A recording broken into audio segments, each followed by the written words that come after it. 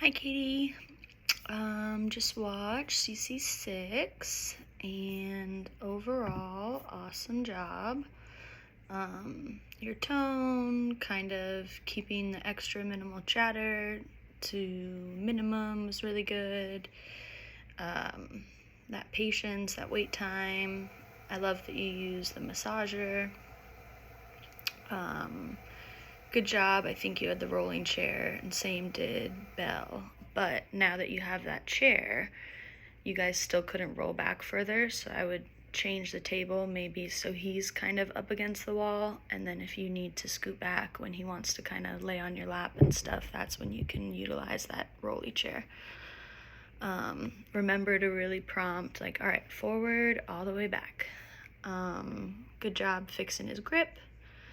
There were a couple times that seemed like he was just frozen and couldn't get that first poke. So when that happens, sometimes I'll just, have the board and like, all right, go, and go. Or just like a little, tap on the table, but even just that little kind of flick of the wrist might help with the initiation. Great job, being a stickler with his posture, and I loved how far back he was from the table. I even noticed a couple times he tried getting his legs down and they were crossed, and you were adjusting those, which is awesome. And then in regards to your comments, which by the way, thank you for saying so much. Yeah, I do think, at least for now with Keelan, and you guys are really, really progressing. I mean, the endurance is there. He's, a little less busy. Like, there are improvements. He's just got a trickier body, so it's going to be slower to see those big, big improvements. But yes, with all that said, I would always start with him, just like 2 or 3 spell words, just so he can ease into it, not too much cognitive demand. I forget if I said or not, but try and find another fun article from iAsk for next time, and maybe even a little higher than you would think his level would be. I loved your VACT.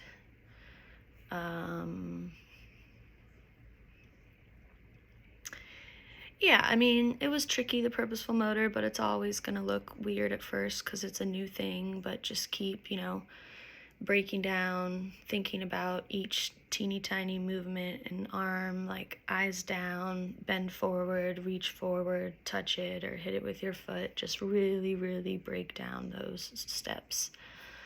And great question. I think after his movement break and the exercise ball, I would have tried going back to some spelling instead of the purposeful motor.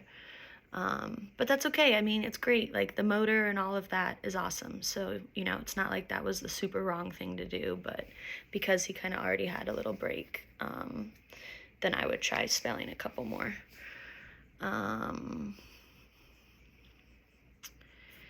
And so when you prompt the body and give wait time and nothing happens, then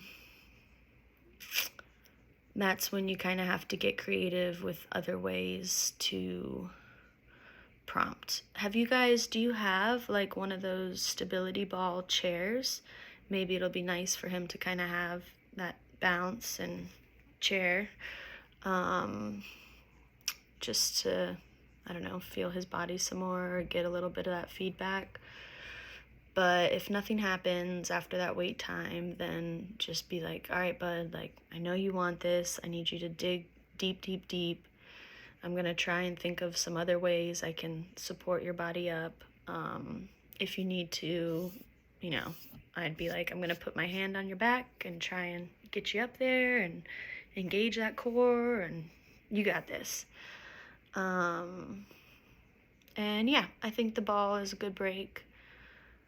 And especially if the trampoline, he can get stuck.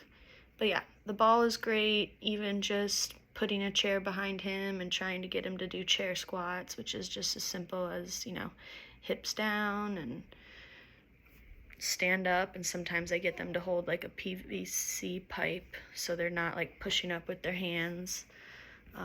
or even super modified jumping jacks. But yeah, it's going great.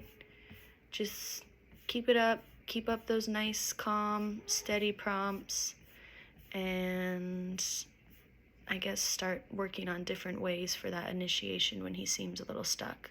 But I do think finding a super, super interesting high cog lesson, we might see a difference. So text me if you need ideas with that.